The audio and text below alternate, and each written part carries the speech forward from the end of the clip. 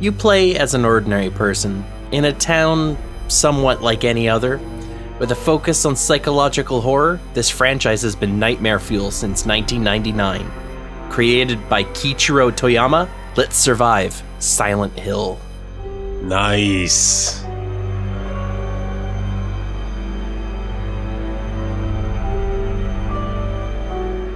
Welcome to Press Start to Join, episode 162. I'm Josh. And I'm Alan. Silent Hill has been terrifying gamers since it released on PlayStation.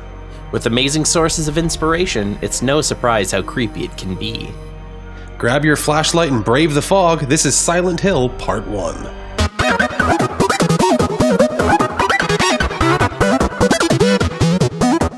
So for anyone not familiar with the Silent Hill games, it's a Japanese survival horror franchise, uses a third-person camera with cinematic angles, and the game uses a fog and darkness for low visibility, and it only gives the player a flashlight and then like a portable device like a radio or like a cell phone in later games. Mm-hmm. And that portable device will detect nearby monsters by emitting static, so also creepy.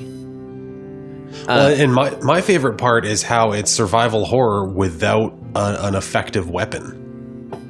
Basically, yeah. So it's dread and like vague self-defense, but it's like what would actually happen if you were stuck in a supernatural hellscape. So yeah, the player does gain a variety of melee weapons, some firearms to defend themselves in most of the games. Mm-hmm. And then the game's generally a puzzle solving, where you need to collect special items to advance the story and travel around. Yeah, kind of Resident Evil-esque, but more psychological. Much more psychological. Yeah. In all the main games, except for 2, it takes place in the foggy, rural town of Silent Hill. It's a made-up town in the northeastern United States. Some of the games sort of reference that it takes place in Maine, but the 2006 film is set in West Virginia, so who knows? Huh. Development started in 1996 on their first game, Silent Hill. The game was developed by Team Silent, and this was a team made of Konami Computer Entertainment Tokyo studio members. Konami had new owners, and they wanted a game title that would be successful in the United States. They had this sort of prop-fit-focused, Hollywood-esque approach to games. And mm-hmm. Team Silent, they had a lot of artistic freedom that was generally given to lower-budget 2D titles, even though they got lucky. Yeah, it sounds like a dream job. Just like do what the hell you want with a massive budget. And then the development staff went against Konami's plans and made Silent Hill a game to appeal more to a player's emotions. Yeah, it's very good. So the first game had real-time 3D environments where competitors like Resident Evil used pre-rendered backdrops and the characters sort of move on top of them. So, oh, really? Yeah, they had to hide the limitations of the PlayStation, so they used a lot of fog and darkness to muddle the graphics and sort of hide the low poly stuff and the jagged edges. Oh, I actually watched a video. I can't remember the name of it. Border Break, something like that. Boundary Break, but it's basically where they move the camera away from where it should be, like remove effects. And they show one part in Silent Hill where you're walking around in water, and it only renders a circle of water around the player, and the circle of water follows you. Yeah, to save on. Yeah, save on RAM and stuff. It's kind of crazy. The budget for the first game was about 3 or 5 million, and then the second game they spent about 7 or 10 million. Damn. This is Takayoshi Sato, the CGI director. He said that the development team intended to make Silent Hill a masterpiece rather than the traditional sales-oriented game. They opted for an engaging story, which would persist over time, sort of like a book rather than a movie where it's all flash. Yeah, I think they succeeded. Mm-hmm. So the Silent Hill franchise draw, as we said in the intro, lots of influence from popular media. Movies like Jacob's Ladder, Phantoms, Session 9, Alien, and Stephen King's The Mist. Haha, yeah, of course, The Mist. They've influenced the series with their techniques of inducing fear with psychological levels of perception. Mm-hmm. Many of the tropes of the films even share identical concepts. So, with more inspiration from David Lynch, that's what they used to create Silent Hill 2 with. Oh, okay. A lot more spooky. More like horror, I guess? I don't know. So, the audio in horror games is always important, and Silent Hill is no exception. They have a lot of emotional tracks, interesting ambient noises, and a good use of silence. And these are all used to induce emotions in the player. Cool. Because like when you're expecting a lot of sound and there's zero, that's a little unnerving.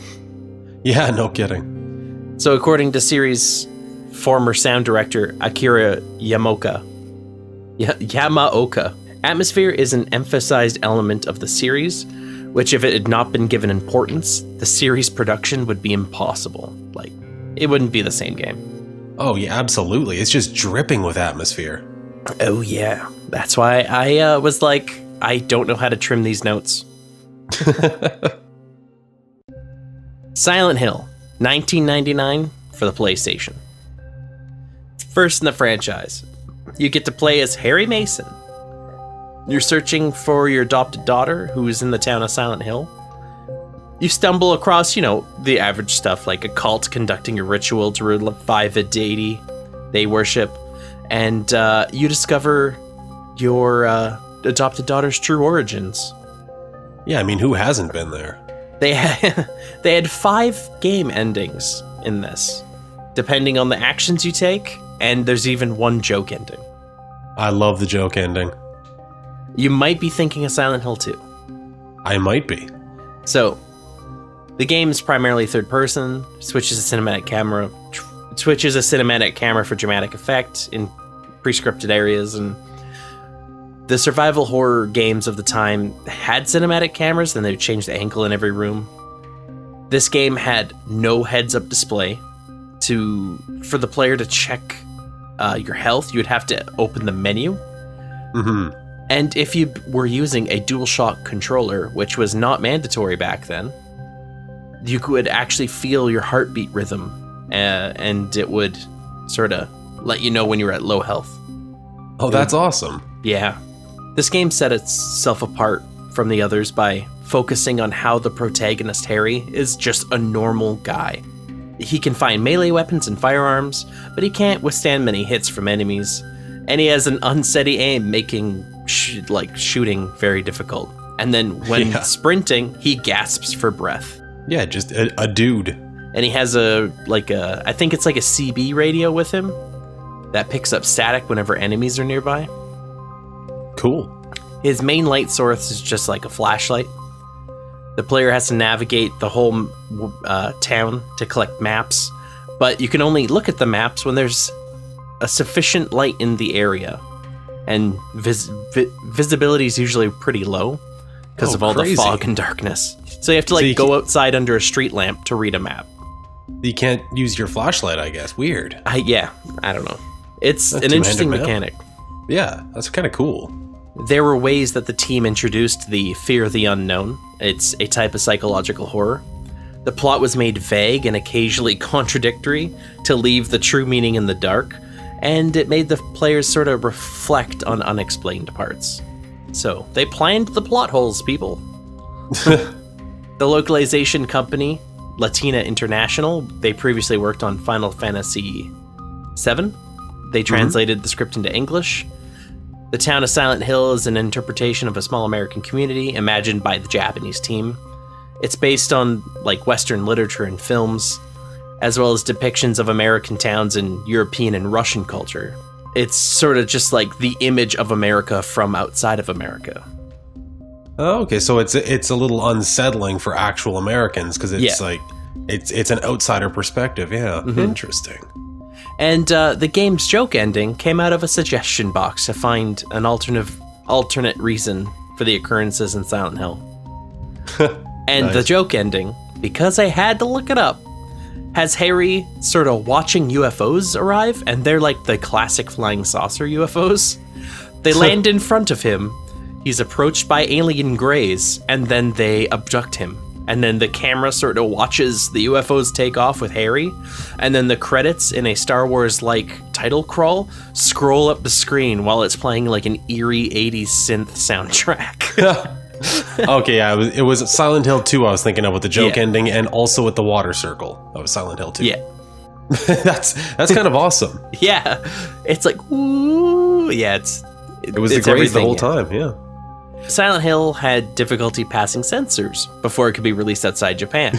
Gosh, I wonder why. They had a monster called the Grey Child that went through 2 design changes in North America and 4 design changes for the European release before it was approved by censors. Jeez. Originally designed to resemble knife-wielding nude children, these monsters were deemed too graphic. What? Particularly because the player would have been allowed to kill them. Oh, okay, yep. The North American version of the game features a faceless gray, and they're kind of bigger with a modified head than a child. Is that how they say it? Less like killing a baby and more like killing some kind of weird deformed monster thing? Yeah. And the European version of Silent Hill, the Grey Child monsters were just replaced completely by these mumbler monsters. Oh, weird. Which actually appeared later in North American versions of Silent Hill's games. Oh, I guess the designers liked them. But near the end of the European version, the Grey Child monsters can be seen as transparent silhouettes. They sort of still get their image in there. Yeah, still get the creepiness in there without being able to shoot them. Mm-hmm. Silent Hill was released for the PlayStation in North America in 1999, to Japan March 4th. Oh, I always first for North America. So Silent Hill became available for download on the European PlayStation Network for PS3 and PlayStation Portable, but 2 days later, the game was removed due to unforeseen circumstances. Weird. Yeah. Later, in 2009, it was released on the North American PlayStation Network, and then in 2011, it was re-released on the European PlayStation Network. So it got a re-release in 2009. Huh. I wonder what the unforeseen what's-its were. I assume the Grey Child made it back in or something. Yeah, it must have been. Silent Hill received generally positive reviews. They got about an 86 out of 100 for aggregate rating. That's pretty damn good, yeah. Sold over 2 million copies, and it made it a American PlayStation Greatest Hits budget release. Woo! Well, hey, that's something. Greatest Hits is an awesome milestone. That's the only way I could have got my Final Fantasy Tactics when they re-released it as a Greatest Hit. Plus, it was always good because the Greatest Hits were always $20. Oh yeah, Nintendo just don't do that, so their games are always $60. Forever, yeah. Silent Hill 2, 2001, released on PlayStation 2, Xbox, and Windows. Cool. So it's not a direct sequel to the first one. In this one, you play as James Sunderland, and you come to Silent Hill after receiving a letter from your deceased wife, which has said she's waiting for you in your special place in Silent Hill. You're joined by a woman who strongly resembles your wife, and her name's Maria. She helps you search and discover the truth about your wife's death. Oh. They released extra material in re-releases and ports. Like there's a scenario called Born from a Wish, and it focuses on Maria before she actually meets James. Oh, cool. The same sort of third-person view with emphasis on finding items, solving riddles. The psychological aspects, such as like there's a gradual disappearance of Mary's letter. Oh. And there's more humanoid than monsters than the previous game. Oh, yeah. And they're all made to reflect James's subconscious. Yeah, it's pretty cool.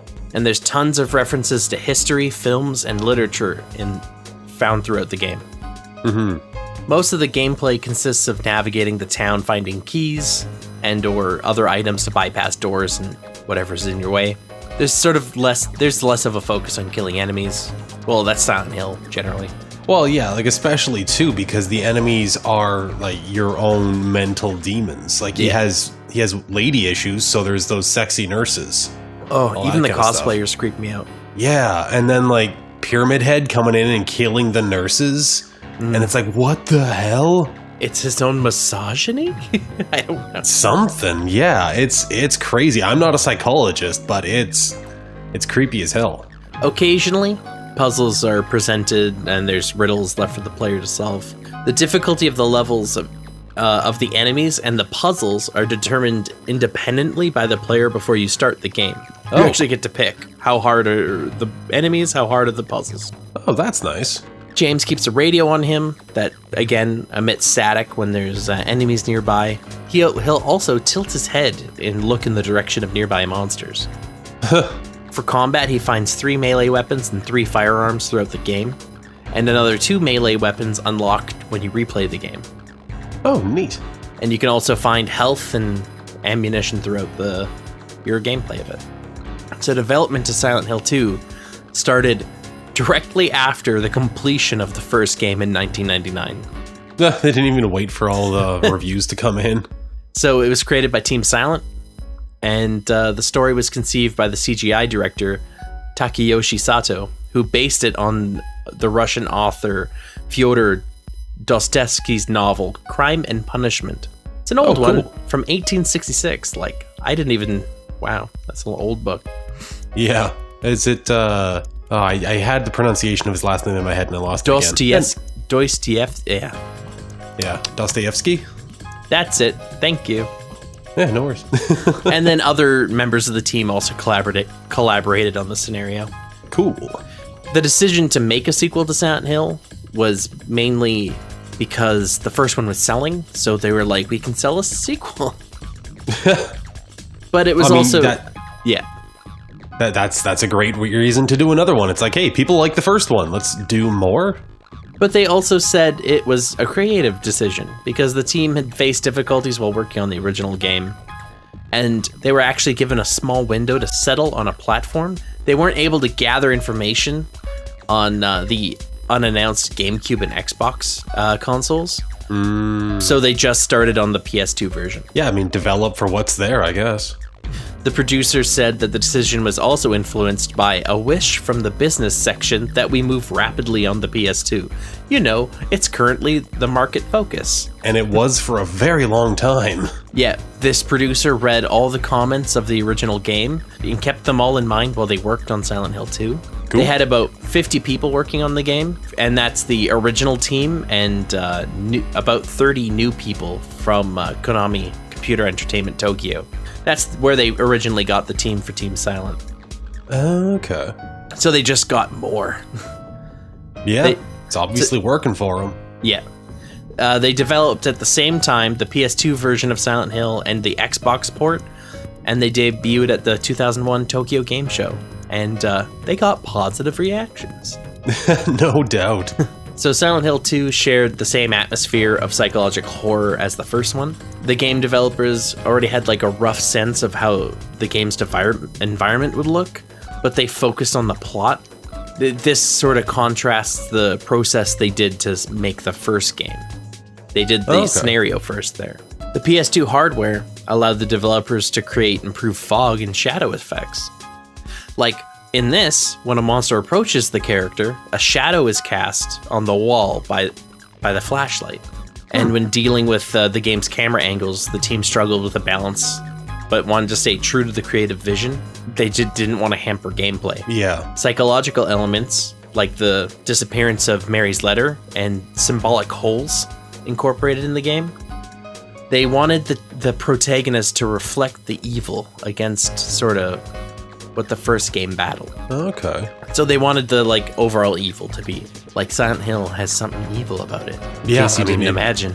It definitely does. Yup. Yeah. The artistic style, the team drew from many influences again.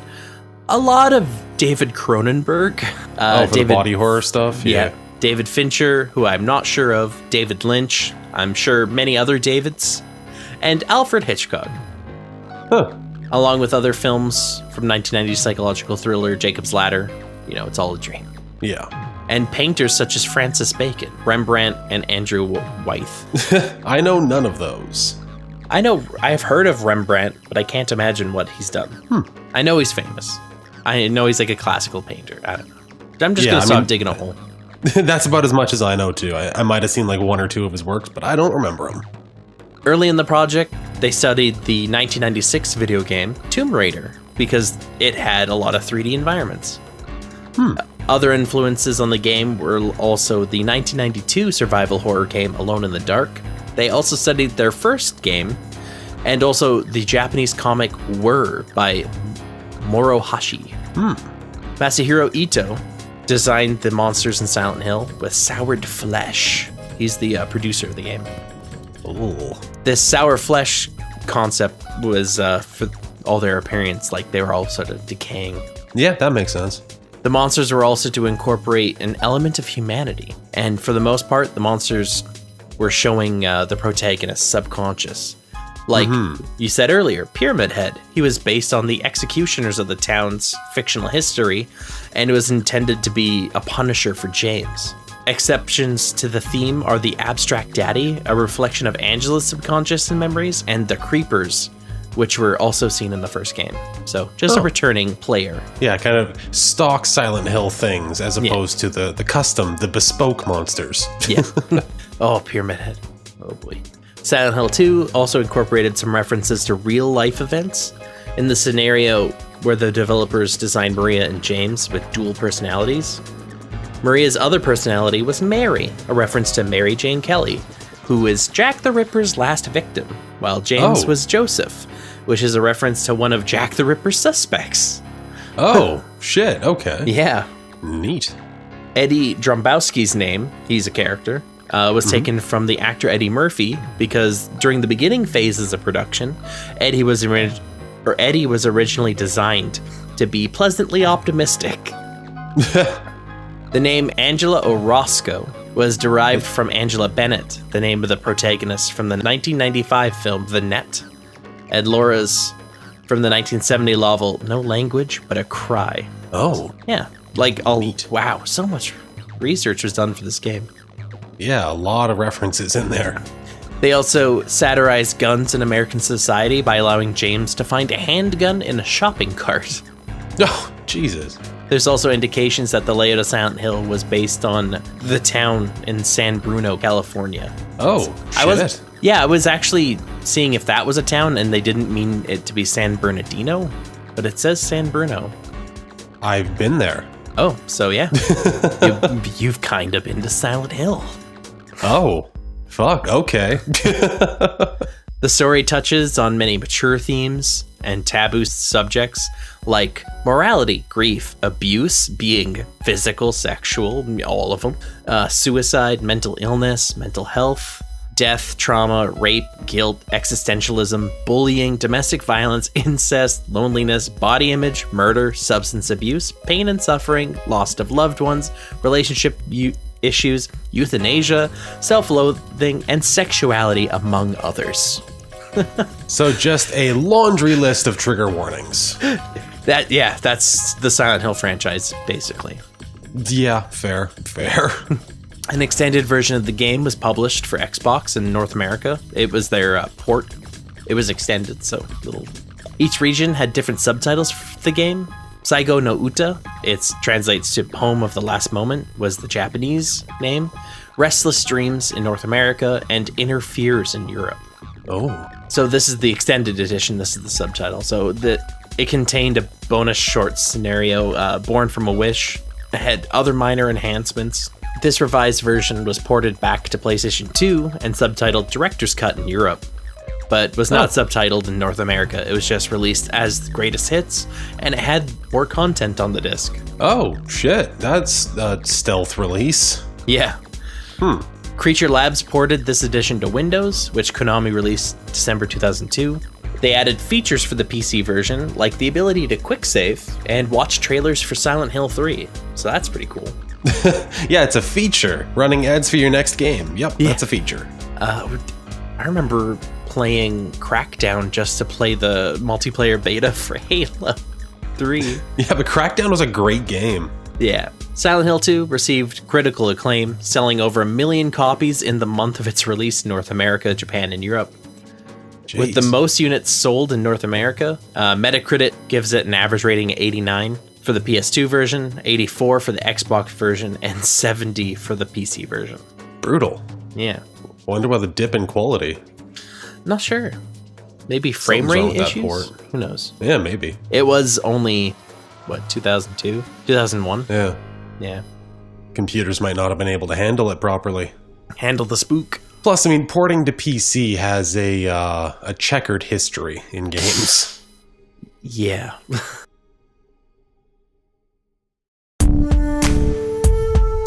Set 17 years later, after the events of Silent Hill, where Harry Mason defeats the god of the town cult, he's given a baby girl to care for.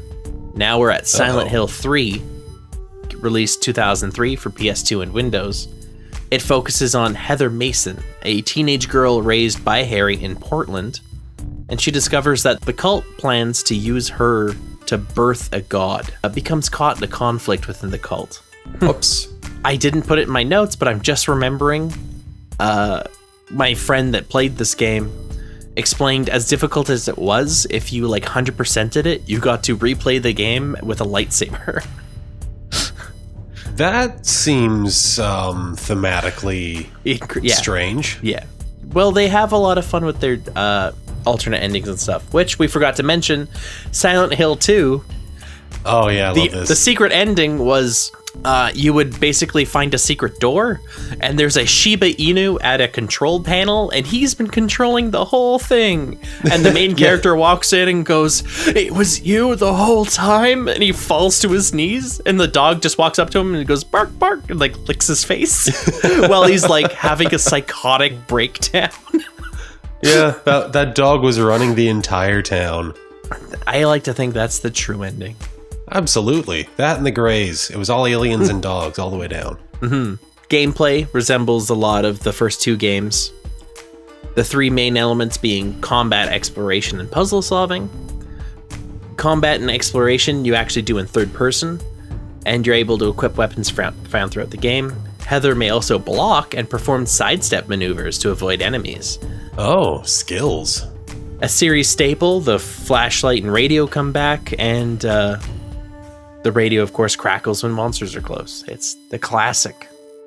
Yeah, it's that thing it do. So they started development right after the 2001 release of Silent Hill 2.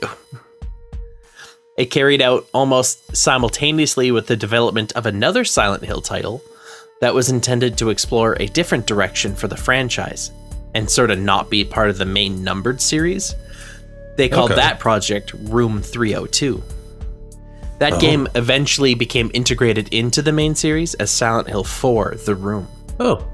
The development team for this game was smaller than what worked on Silent Hill 2.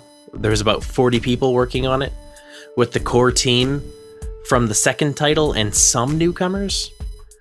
And an even smaller group from Konami worked on the Windows port. So, oof. Like all Silent Hill games, this one has heavy influences from the film's Jacob's Ladder. There's even a subway platform which is named Bergen Street Station, and that's the station Jacob was inquiring about in the beginning of the film. Oh, neat. The developers also cited Stephen King as one of their influences, and this game incorporated references drawn from real-life actors and actresses. Cool. Wow, I must have really not... At the time of writing this, I must have been really uninterested in who those actors and actresses were. Or if this is a paragraph that... I was trying to make this one episode, and this might have been one of the paragraphs I deemed less important. Fair enough. So, Silent Hill 3 received positive reviews. A little shorter on this one. 85 for PS2 version, 72 for the PC version. The PC version fared less, and some of the reviewers gave it unfair comparisons to other combat-based games you could find on PC at the time. Oh. Some highlighted the technical issues, and it's got poor gamepad controller support, so not a good PC game. Well, I mean, that was even before gamepad support was like a standard thing on PC. It was a feature, not an expected thing. And here's something I did not know at all. A film adaptation of Silent Hill 3, titled Silent Hill Revelation 3D, was released October 26th, 2012. Did you know this existed? I've seen a Silent Hill movie. I don't know which one now. It's probably the 2006 film that's based heavily on Silent Hill 2, but not directly. So this film is a sequel to the film adaptation from the earlier one from 2006. It's directed by Michael J. Bassett and starred Adelaide Clements as Heather, Kit Harington as Vincent Cooper, Sean Bean as Harry Mason, Carrie Ann Moss as Claudia Wolfe, and Malcolm McDowell as Leonard Wolfe. I was like, I recognize almost all those names. Yeah, Kit Harington, Jon Snow, crazy. Sean Bean? Yeah, him too. Oh, you just because he dies in the beginning? He dies in everything. So this film received a 5% approval rating on Rotten Tomatoes, with the general consensus, mediocre effort given by the standards of video game adaptations. Silent Hill Revelation 3D features weak characters and an incomprehensible plot with a shortage of scares. So don't rush out to see it. Mediocre by standards of video game adaptations. That's savage. Oh no. Yeah, holy crap.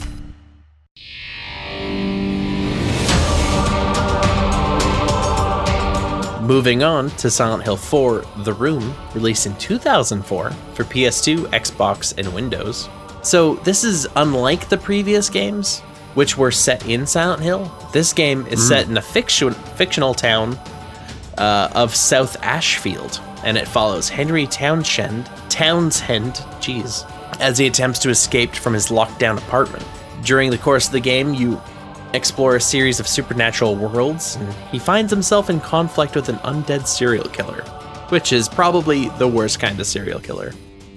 Yeah, that's not one that's going to be easy to escape or stop ever. Shit. Especially when the game takes place in a room. Yeah, that's an issue too. So the objective of The Room is to guide Henry as he seeks to escape from his apartment.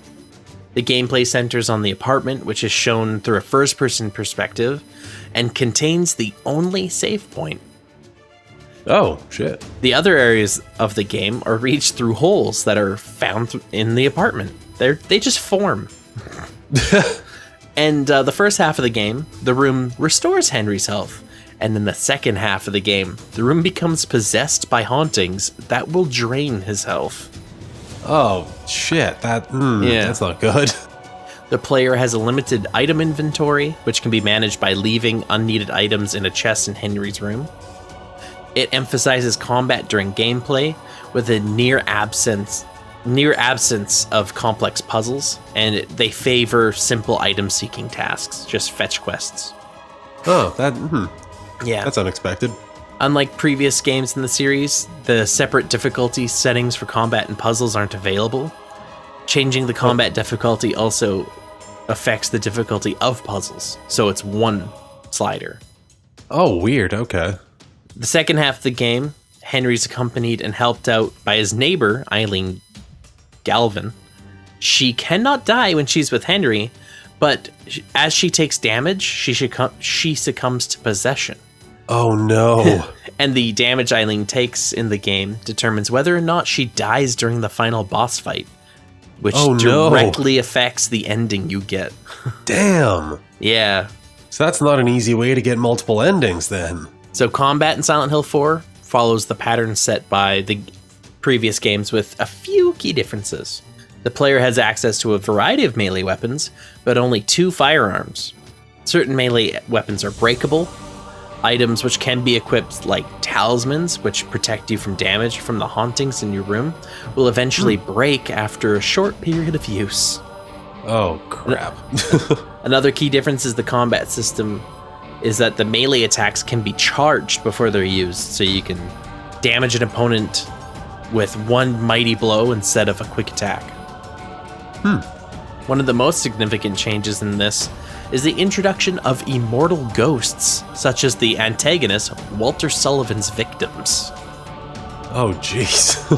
The ghosts, which have the ability to hurt Henry, can be nullified by 2 items. They can be used to exorcise the hauntings in Henry's apartment, and ghosts can also be knocked down for a lengthy period of time with one of 2 special bullets, or pinned permanently with a special sword. Jeez. Silent Hill 4. Talk about resource management. Ugh. Yeah, oof. It incorporates 2 unseen minor characters from previous installments. There's an investigative journalist, Joseph Schreiber, and a deceased serial killer, Walter Sullivan. Yeah. Joseph was first referred in Silent Hill 3 with a magazine article he has written condemning the Hope House orphanage run by Silent Hill's religious cult, which the protagonist Heather can discover. And in Silent Hill 2, Walter's referenced in a newspaper article detailing his suicide in his jail cell after his murder of 2 children. Sullivan appears in 2 forms, an undead adult enemy and a neutral child supporting character. Oh, weird. Walter's previous victims play a small role in the game as enemies. It was first released in Japan in June 2004. The game was shipped to North America and Europe September 7th, and pre-ordering customers received a soundtrack for free with the game. Nice. Silent Hill 4 The Room has a 76% on Metacritic. That's not terrible. It's not as good as the other games, though. Well, it's also quite a departure from the main franchise, even though it's part of the main franchise. Well, from the sounds of it, they went to much simpler puzzles and more combat, which I'm sure Silent Hill veterans were not expecting.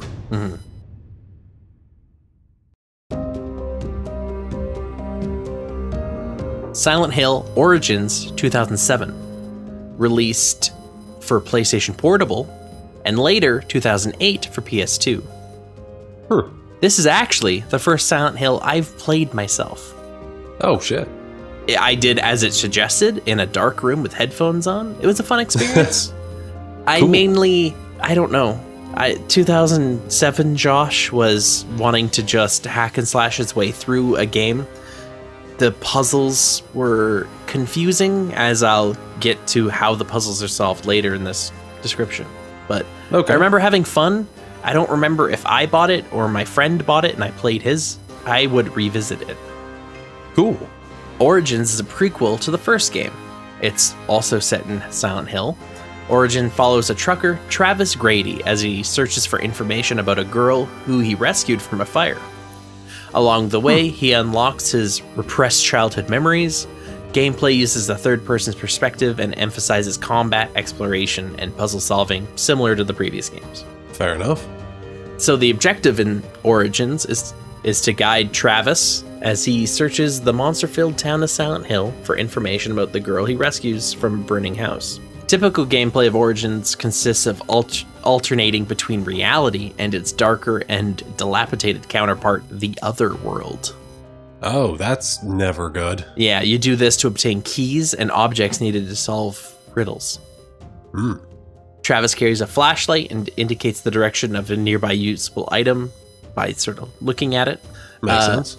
His portable radio alerts to the presence of nearby monsters with static as usual. Often actions performed in one dimension do affect the other, like raising a prop on a stage in a theater will do similar in the Other World. Once solved, the riddle will lead to an encounter with a boss, and defeating them unlocks a new area. Completion of the game results on unlocking special items or alternative outfits for Travis depending on your accomplishments. I'm pretty sure what happened was I finished the first riddle, encountered the first boss, and got destroyed. I'm assuming that's what happened.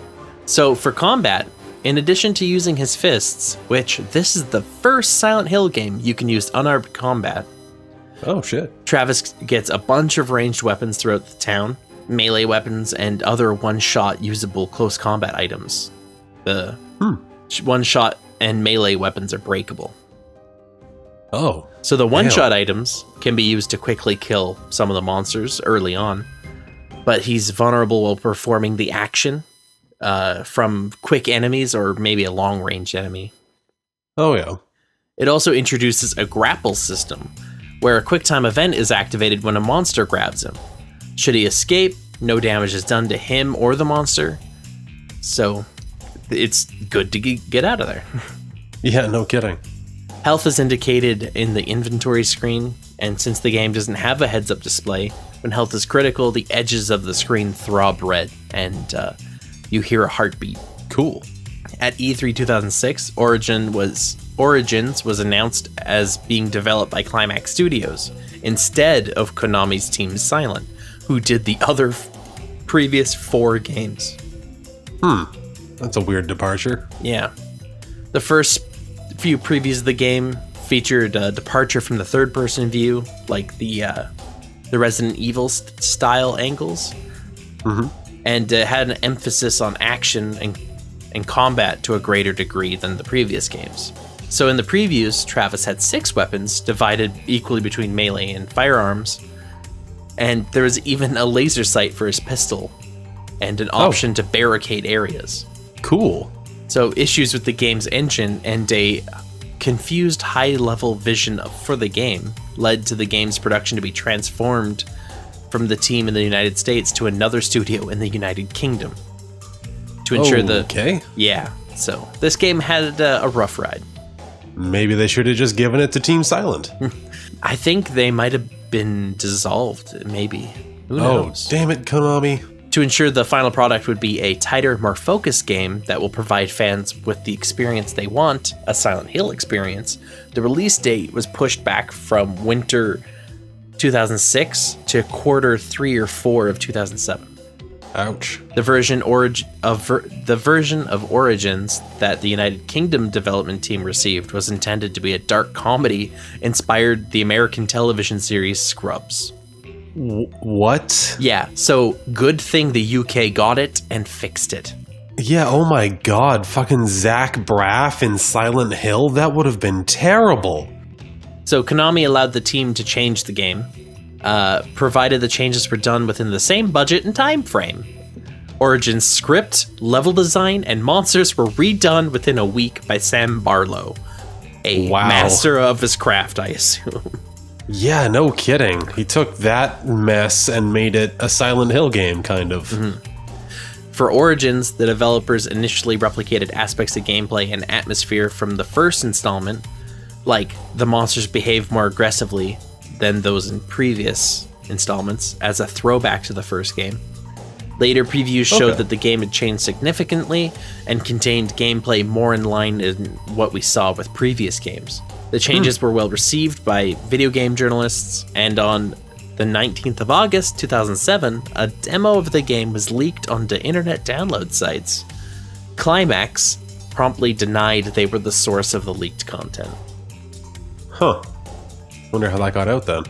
So it was originally released on PSP, and it got a 78. Nice. I found it fun. I remember liking it. And, Alan, that is the end of part 1. Oh, shit. So we still have a lot to talk about. There's 3 main games I haven't covered, additional content / mini games, and the amazing demo Forever Lost for Silent Hills, otherwise known as PT. Oh, yeah. Yeah, that think almost deserves its own episode. I think consoles with PT on them are still for sale on eBay for ridiculous amounts. Yeah. So, look forward to part 2. I'm not doing this to blue ball anyone. It's just, it seemed like the best decision for enjoying all of the content. Yeah, we have another decade of Silent Hill, and we've been at this for like 50 minutes. Yeah, we just did 2007, so yeah. Yeah. All right. So, if you want more spooky content like this, subscribe wherever you're listening. Bookmark the website. Like us on Facebook, Instagram, social networks. We're at PS2J Show. PS2J Show, yep. Yeah. PS2J Swallow Show. Yeah, we got PS2J Show at Gmail, PS2JShow.com. And wherever you're listening, if you can, subscribe, give us a review, a rating, anything helps with our visibility. Yep. And if you want to see the show notes for any episode, and especially these ones, Patreon supporters get access to all the written show notes. So if we write notes, you get them. Yeah, you can check out ps2jshow.com/support with a link to our Patreon for all that information, the state of the podcast address that we do every month, Amazon affiliate link, ripped coupon code, all that fun stuff. Yeah, so look forward to the next episode. It'll come out in a week. Fill that slot. So, as always, thank you very much for listening. And thank you for pressing start. Yeah. As soon as you were saying, like, a somewhat normal town, I'm like, wait, he said it was Halloween themed. Is this Silent Hill? Yes. It's always interested me, but I've never gotten into playing them. So that's why, same with me. I've only played one of these games, and that's why I couldn't cut stuff out, because I'm like, this is all cool.